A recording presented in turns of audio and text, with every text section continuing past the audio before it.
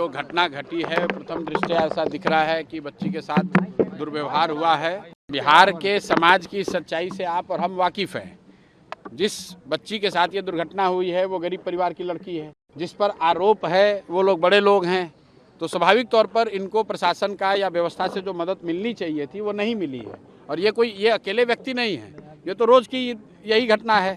आज इनके विषय में हम लोग खड़े हुए हैं तो प्रशासन शायद थोड़ा संजीदगी से देख रहा है, वरना रोज की ही घटना है, कहीं आपराधिक घटना हो रही है। जो गरीब आदमी है तो घटना घटी है प्रथम दृष्टया ऐसा दिख रहा है कि बच्ची के साथ दुर्व्यवहार हुआ है।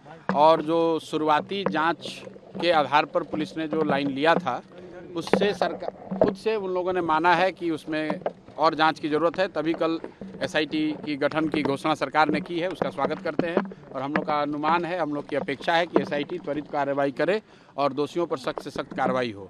आज पटना एसएसपी से 2 विषयों पर हम लोग मिले हैं। एक कि पीड़ित परिवार के लोगों का ऐसा कहना है कि जो संबंधित अधिकारी हैं जिन्होंने जाँच करा है थाने के स्तर पर, उनका रवैया पक्षपातपूर्ण रहा है, ऐसा परिवार का मानना है। तो उसके कंट्रोलिंग अफसर एसएसपी हैं तो उनके ध्यान में इस बात को लाया गया है कि उन पर कार्रवाई की जाए, ऐसा परिवार का मानना है। दूसरा, परिवार का ऐसा आरोप है कि पुलिस और थाना के लोग इन पर दबाव बना रहे थे कि आप केस को फॉलो मत कीजिए, या पैसे का लालच कुछ लोग दे रहे थे, तो वो बात भी एसएसपी के संज्ञान में लाई गई है।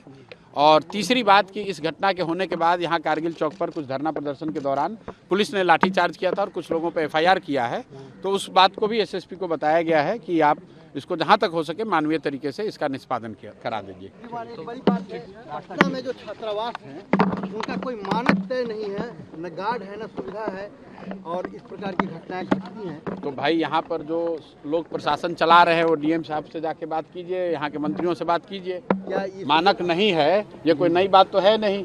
अब कोचिंग के लिए मानक दिया गया है, तो छात्रावास पर जिस तरीके से जो हुआ था मामला, भाई छात्रावास चल रहे हैं तो प्रशासन की जानकारी में चल रहे हैं, प्रशासन को कार्रवाई करनी चाहिए अगर कोई गलत चला रहा है तो। जिस तरीके से जो बात सामने आई थी जो गलत, भाई ये क्या है कि बिहार के समाज की सच्चाई से आप और हम वाकिफ हैं।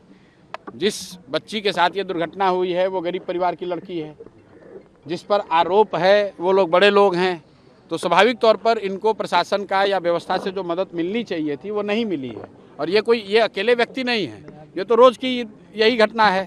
तो आज इनके विषय में हम लोग खड़े हुए हैं तो प्रशासन शायद थोड़ा संजीदगी से देख रहा है, वरना रोज की ही घटना है, कहीं आपराधिक घटना हो रही है। जो गरीब आदमी है उसको पूछने वाला कोई नहीं है।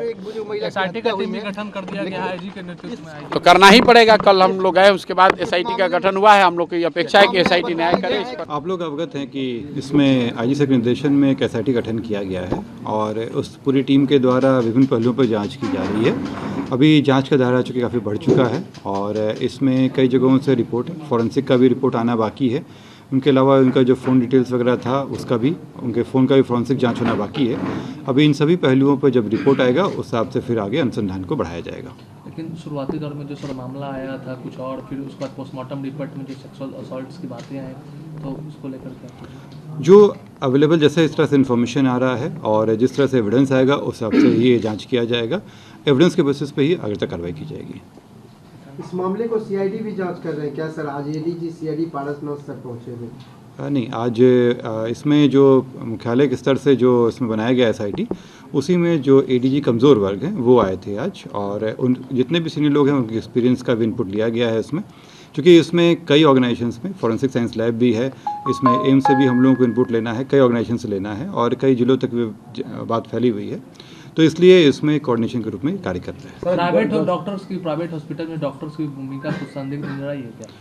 अगर किस तरह का एविडेंस आता है और इसमें कोई भी आता है कि जो इसमें इलाज के क्रम में गड़बड़ियाँ की गई हों या बताया गलत गया हो, उस पर कार्रवाई होगी। सर, थाना अध्यक्ष दबाव बना रहे, क्या ये सही है सर? अगर इस तरह कोई एविडेंस आएगा तो किसी को बख्शा नहीं जाएगा। फिलहाल जो अभी जांच का चल रहा है, जांच में अगर ये आता है तो